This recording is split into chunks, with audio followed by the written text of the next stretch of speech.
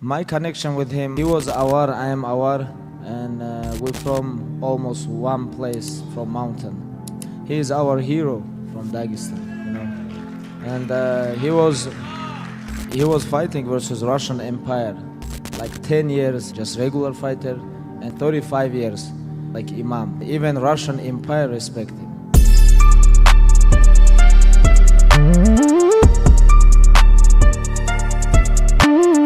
Bismillahirrahmanirrahim. Assalamu alaikum. I'm Amar bin Tariq and you're watching Chronicles with ABT.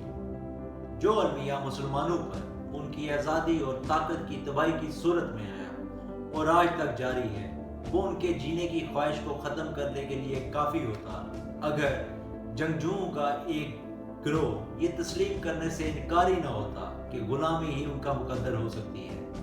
مسلمانوں نے اپنے دلوں میں جذبہ جہاد کو ہمیشہ پروان چڑھایا۔ امام شامل کی روسیوں کے خلاف جہاد کی کہانی بھی اس کہانی کی ایک کڑی ہے۔ چیچنیا کے مسلمانوں اور زارسس روسی حملہ آوروں کے ان کی زمینوں پر قبضے کے بارے میں بہت کم معلومات ہیں۔ 18ویں صدی میں کفکاز یعنی کوکیسس میں صوفی تحریک کے ایک مسلم فرقہ نہیں تھا، یہ جو محض خدا کی حمد و ثنا کے نعرے پر قابض تھا۔ امام شامل کی قیادت میں ان کے جہادی تحریک خدا پر ایمان کی ایک بہترین کہانی ہے اور ایک ایسی میراث جو مسلمان نسل در نسل اپنے سینوں میں لیے آ رہے ہیں۔ امام شامل 1797 میں موجودہ داغستان روس کے ایک چھوٹے سے گاؤں گمری میں پیدا ہوئے۔ ان کا اصل نام علی تھا، لیکن مقامی روایات کے مطابق جب وہ بیمار ہوئے تو ان کا نام تبدیل کر دیا گیا۔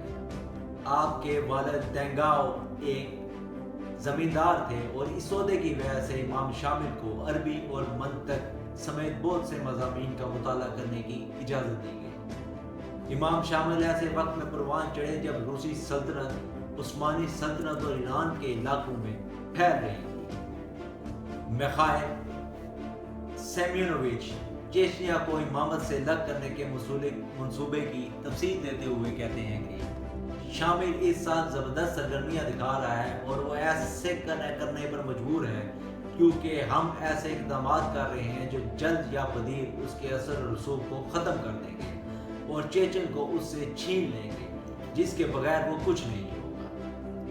1839 میں امام شامل اور اس کے پیروکار جن کی تعداد تقریباً 4000 مرد عورتیں اور بچے تھی خود کو گمری سے تقریباً 10 میل مشرق میں اینٹی کولیسو میں محاصرے میں پایا۔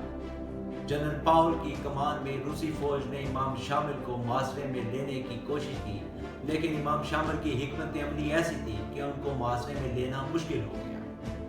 بالآخر دونوں فریقین کو مذاکرات پر آمادہ ہونا پڑا۔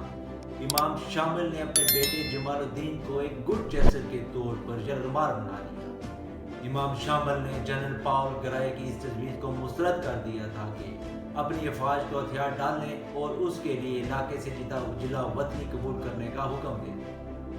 آخر روسی فوج نے حملہ کرنے کے بعد امام شامل کو گرفتار کر لیا۔